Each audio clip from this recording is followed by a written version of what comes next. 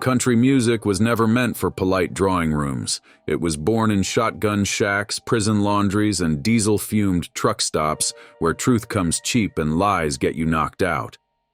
The 10 legends you're about to meet didn't just sing about that world. They survived it.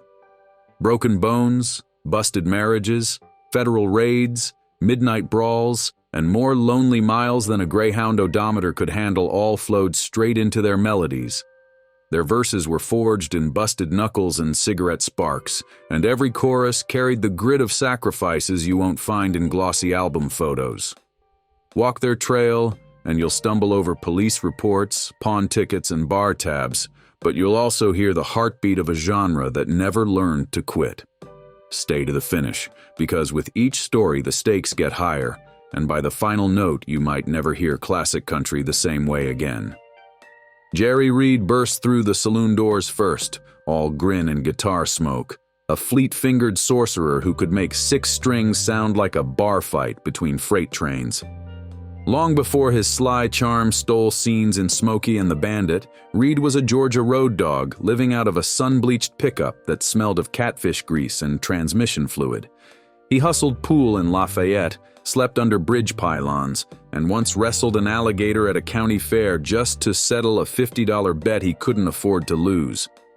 His calluses were so thick he'd slice fried chicken with the edge of his thumbnail, then pick a solo so fast the grease never had time to drip. On a freezing night outside Shreveport, he broke his thumb unloading gear, refused morphine, duct-taped a flat pick to his hand, and blasted through a 3-hour set that left half the crowd convinced they'd witnessed sorcery. Studio pros tried to tame him, but Reed would swap takes for fishing stories, and if a producer pushed too hard, he'd walk, scribble Amos Moses in the parking lot, and come back with a chartbuster before coffee cooled.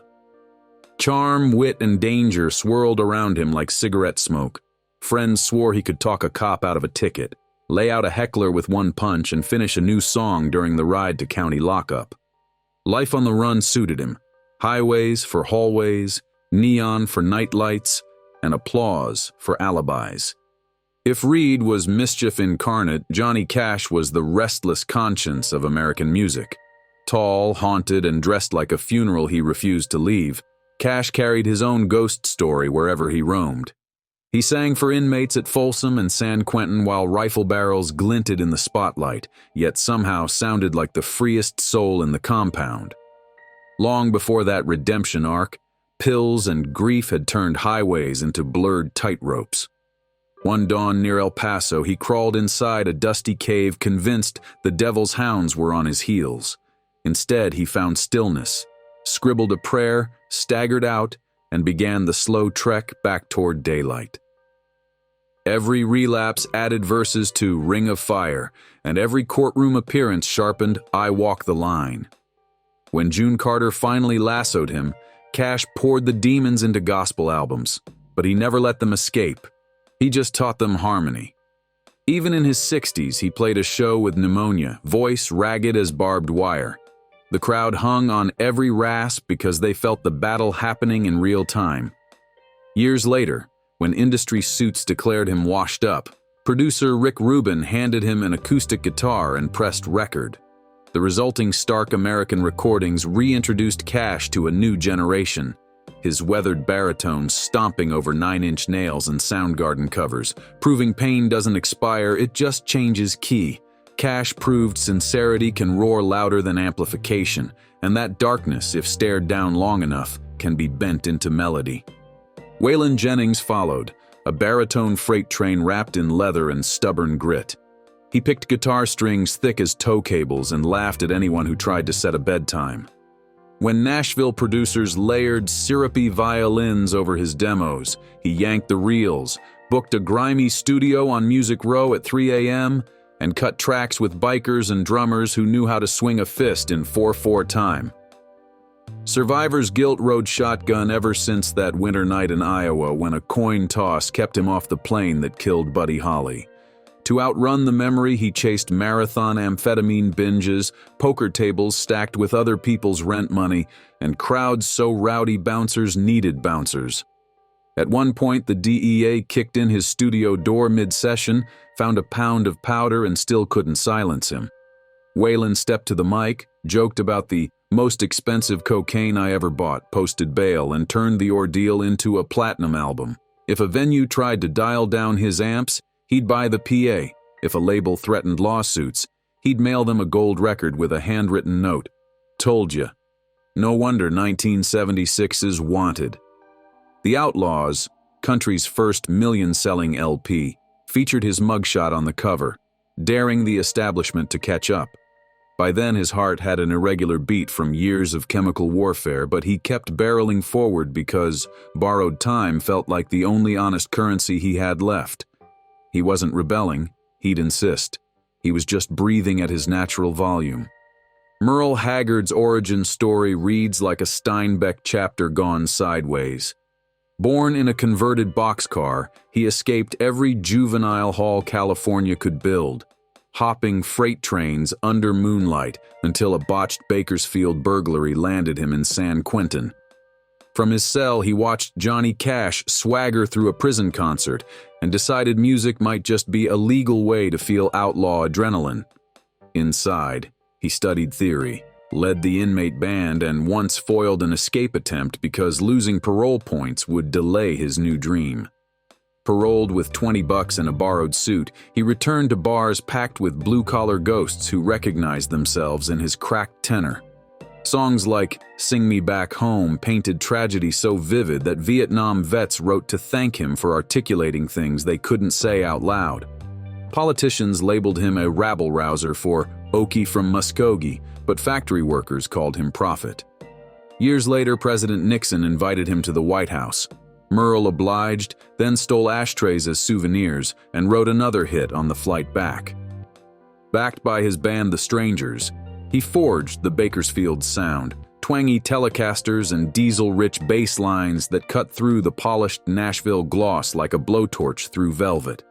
Every night on stage, he'd stare down the exit doors first, a habit from prison days, then flash that knowing grin as if to say, "Freedom is sweeter when you felt the shackles bite."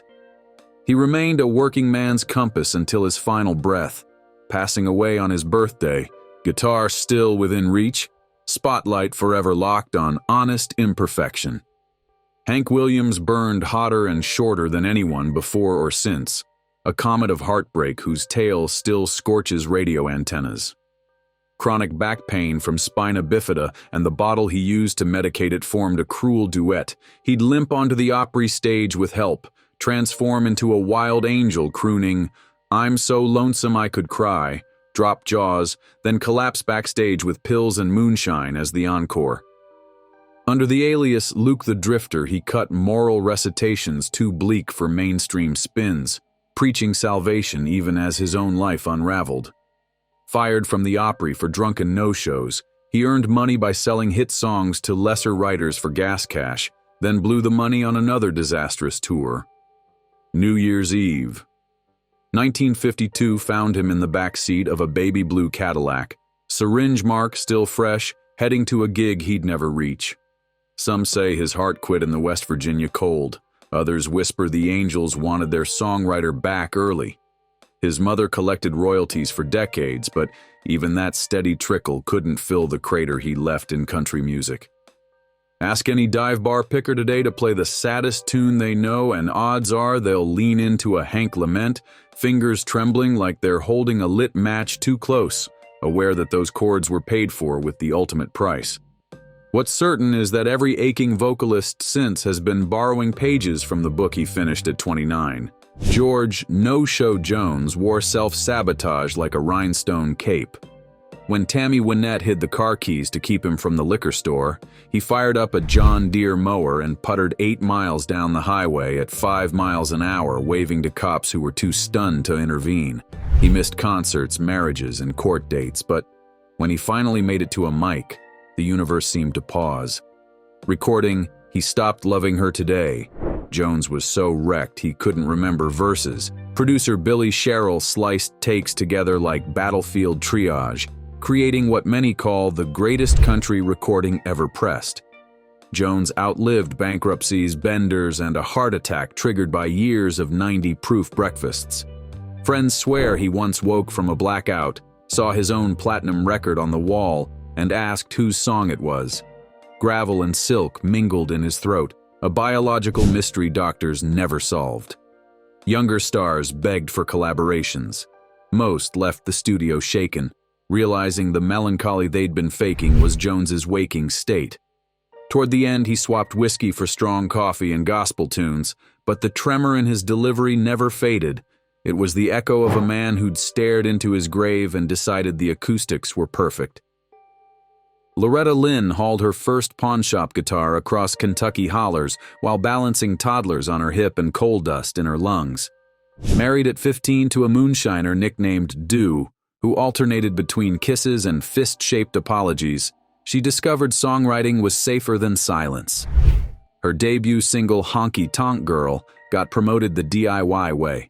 She and Dew drove station to station, handing 45s to every DJ willing to listen, eating potted meat in parking lots when the money ran thin.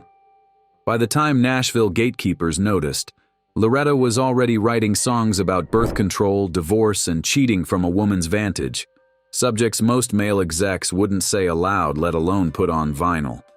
Censors tried banning the pill, only to watch sales skyrocket in counties where the pharmacy shelves stayed suspiciously empty. On tour, she'd nurse a baby, tune her guitar, and negotiate equal pay in the same breath, once threatening a promoter with a skillet if he docked her paycheck for female trouble days. Even in her 80s, she toured with oxygen at the ready, stepping on stage to a standing ovation from 3 generations who understood that toughness isn't volume, it's endurance measured in decades, and daughters inspired to grab the microphone next. She befriended miners, presidents, and hippies alike, but never lost the butcher holler twang or the readiness to swing if respect wasn't offered first.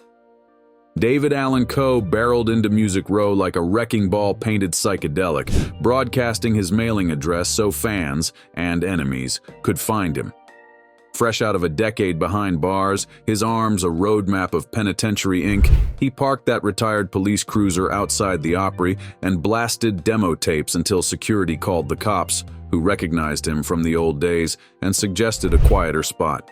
Biker gangs claimed him, radio programmers feared him, and yet his pen proved gentle enough to craft hits like "Would You Lay With Me in a Field of Stone" for Tanya Tucker.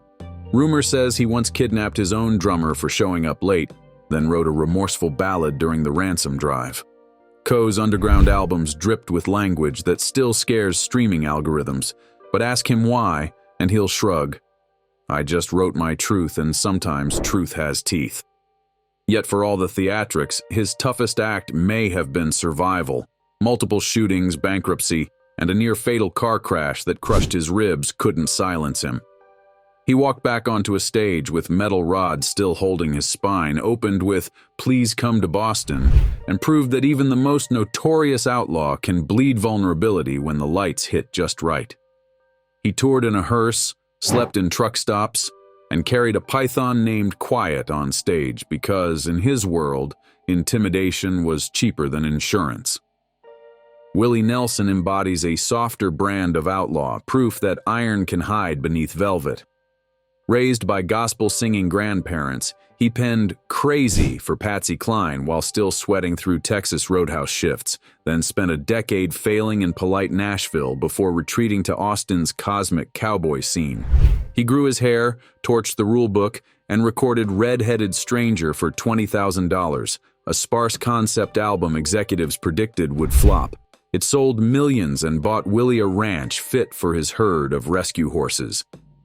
When the IRS eventually seized that ranch for back taxes, Willie recorded a double album in 3 days, signed every cassette, and used the profits to pay Uncle Sam in cash, then laughed about it on Letterman. He's been arrested for herb on the side of the road, on airport tarmacs, even on the roof of the White House, where he allegedly shared a joint with a presidential aide. Don't mistake the grin for weakness.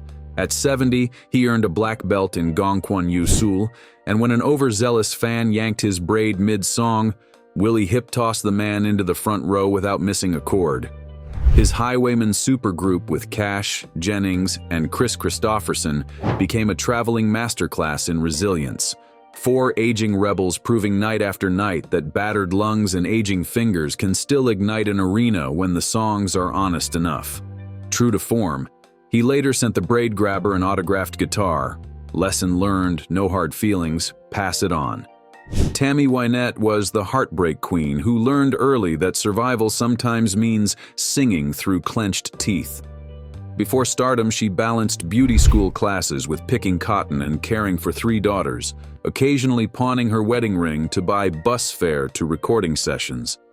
Stand By Your Man earned praise and fury in equal measure. Critics blasted it, but soldiers in Vietnam requested it on Armed Forces radio more than any other country song. Behind the satin gowns hid a body ravaged by chronic inflammation. She underwent more than 30 surgeries, once performing with an IV line concealed beneath sequins because canceling meant a union fine she couldn't afford. Her stormy marriage to George Jones produced duets as tender as they were volatile. They might argue backstage, then step into perfect harmony while the audience held its breath. When promoters refused to pay unless she finished a second set after collapsing, Tammy gulped oxygen, straightened her wig, and delivered an encore that left the crowd sobbing in gratitude rather than pity. In later years, she kept a small notebook of encouraging letters from fans who said her songs got them through divorces and deployments. Whenever pain meds failed, she'd read a few lines, find the strength to hit the stage, and prove again that courage can sound like a 3-minute country single spinning at 45 revolutions per minute. Fragile? Maybe. Unbreakable? Absolutely. 10 legends, 10 different methods of mayhem, 1 unshakable lesson. Country music at its purest is a contact sport. These singers didn't rely on pyrotechnics or auto-tune. They relied on grit, humor, and an almost reckless honesty that turned personal wreckage into cultural treasure. They proved that a battered voice can cut deeper than a pristine one, that vulnerability is tougher than bravado, and that songs written at 3 a.m. in a roach-infested motel can end up soundtracking entire generations. So the next time a polished pop star name-checks a pickup truck and a 6-pack for algorithmic streams, remember the artists who actually drove the trucks until the axles snapped, who drained the 6-packs for anesthesia, then wrote about the consequences in chords so true they still rattle barroom neon half a century later. Some paid with organs, others with freedom, and a few with their final breath, but they all left behind proof that toughness isn't measured in decibels. It's measured in the price you're willing to pay for authenticity. And these 10 paid in full, with interest. Their echoes roll through every open highway tonight, humming beneath the tires of dreamers who still believe a cheap guitar and an honest line can truly buy freedom if they're brave enough to sing it loud. If you enjoyed this video, like and subscribe, and also click the next video shown on your screen.